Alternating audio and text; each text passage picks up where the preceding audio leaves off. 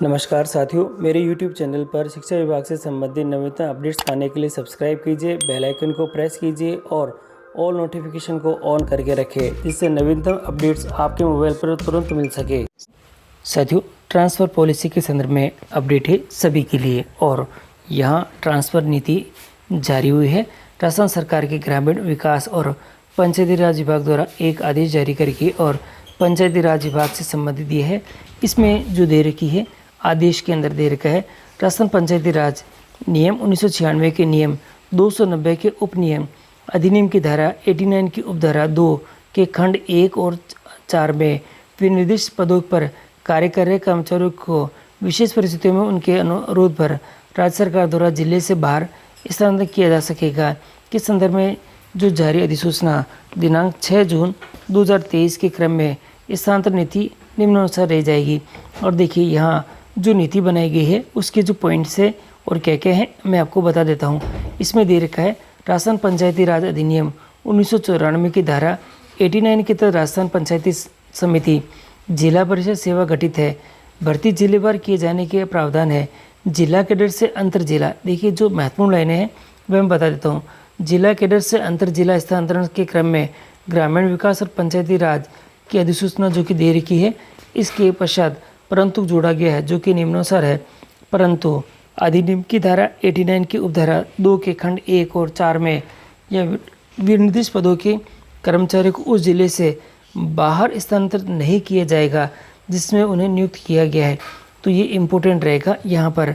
और इसी के साथ ही इसमें दे रखा इस क्रम में संशोधन के उपरांत अंतर जिला स्थानांतरण प्रतिबंधित होकर राजस्थान पंचायती राज अधिनियम की धारा 89 की धारा उपधारा 2 के खंड 1 और 4 में वर्णित पदों के कर्मचारियों की अपरिहार्य परिस्थितियों में स्थानांतरण की आवश्यकता होने पर राज्य सरकार द्वारा अंतर जिला स्थानांतरण का यानी कि शीतलन दिया या प्रदान किया जाने की स्थिति में अग्रिम कार्रवाई हेतु निम्नानुसार स्थानांतरण नीति निर्धारित की जाती है।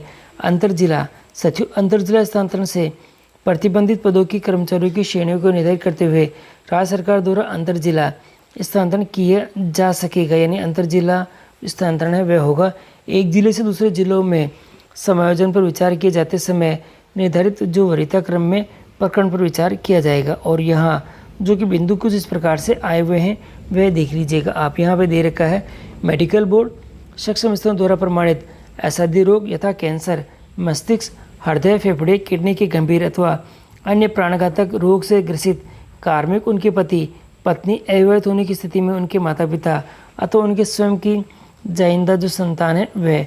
और इसके बारे में दे रखा है आगे पॉइंट नंबर 2 है दिव्यांगजन जो अपना कार्य स्वयं करने में असामान्य सक्षम है 70% से अधिक प्रमाणित निःशक्तता है। तीसरा बिंदु है विधवा और परित्यक्ता महिलाएं हैं। चौथा दे रखा है महिलाएं जिनके पति अन्य जिले में राजकीय पद पर हैं। और यहाँ दे रखा है ये सभी बिंदु हैं। और इसी के साथ ही अन्य ऐसे प्रकरण जिसे राज्य सरकार द्वारा प्रशासनिक कारणों से स्थानांतरण वांछनीय माना गया है, तो ये सभी कारण इसमें रहेंगे। और उपरोक्त नीति निम्नलिखित शर्तों के जो तहत है संचालित होगी। और इसमें दे रखा है उक्त प्रक्रिया में अंतर जिला स्थानांतरण से पूर्व यह अनिवार्य होगा कि जिस जिले में स्थानांतरण पर विचार किया जाएगा वहाँ श्रेणीवार कार्मिकों के संवर्ग और श्रेणीवार स्पष्ट रिक्त पद उपलब्ध होने चाहिए। तो ये एक महत्वपूर्ण बिंदु रहेगा कि वहाँ पर पहले से ही श्रेणीवार रिक्त पद होने चाहिए। इसमें आगे दे रखा है अनुसूचित क्षेत्र के कार्मिकों का अंतर जिला स्थानांतरण अनुसूचित जो क्षेत्र में ही होगा, तो ये थोड़ा ध्यान रखेगा। अंतर जिला स्थानांतरण उपरांत किसी भी कार्मिक द्वारा वरिष्ठता के क्रम में कोई अतिरिक्त मांग नहीं किए जाने का वचनबद्ध पत्र देना होगा कि उनकी जो वरिष्ठता है वह लुप्त होती है या खत्म होती है, तो इसके संदर्भ में यहाँ पे ये जो वचन पत्र देना होगा। अंतर जिला स्थानांतरण उपरांत पदस्थापन राजकीय पंचायती राज अधिनियम के अंतर्गत सक्षम स्तर से किया जाएगा। राजस्थान पंचायती राज अधिनियम 1994 की धारा 89 की उपधारा 2 के खंड 4 के अंतर्गत वर्णित श्रेणी हेतु कर्मचारी की वरिष्ठता के क्रम में वरिष्ठता संबंधी प्रावधान राजस्थान पंचायती राज अधिनियम 1996 के नियम 291 के अनुरूप रहेंगे।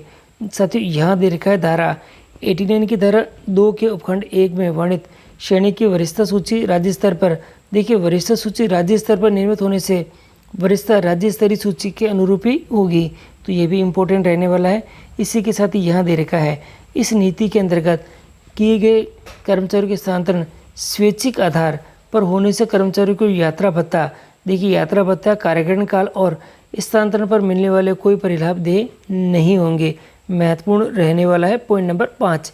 छठे में दे रखा है जिले में निर्धारित श्रेणी की रिक्तियां हेतु संबंधित मुख्य कार्यकारी अधिकारी जिला परिषद से ली गई सूचना के आधार पर स्थानांतरण और पदस्थापन किया जाएगा। और यहाँ दे रखा है कि स्थानांतरण कार्मिक वर्तमान पदस्थापन स्थान पर न्यूनतम 5 वर्ष की सेवा पूर्ण होने के पश्चात ही अंतर जिला स्थानांतरण के लिए आवेदन कर सकेगा।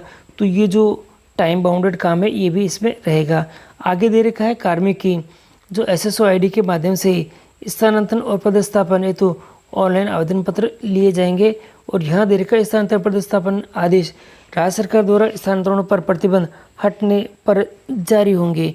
यानी पहले जो ट्रांसफ़र पर बैन लगा हुआ है तो वो हटेंगे, उसके बाद ही ये जो सभी बिंदु यहाँ पर काम आएंगे। तो साथियों आप देख रहे हैं कि ये जो ट्रांसफ़र पॉलिसी है इसके संदर्भ में ये पॉइंट जारी हो चुके हैं और इन्हीं पॉइंटों के आधार पर अब आने वाले समय के अंदर यहाँ पर ट्रांसफ़र होंगे। तो आप सभी को यदि आपको ट्रांसफ़र की आवश्यकता है और आप जाना चाहते हैं तो इन नियमों को भलीभांति से देख लें और इन नियमों के अकॉर्डिंग यदि आप इसके दायरे के अंदर आते हैं तो आपका ट्रांसफ़र पॉसिबिलिटी में हो सकेगा। और यहाँ पर इन सभी बिंदुओं को ध्यान में रखते हुए आप SSO ID के माध्यम से जो आवेदन करना होगा वह आवेदन करना सुनिश्चित करें।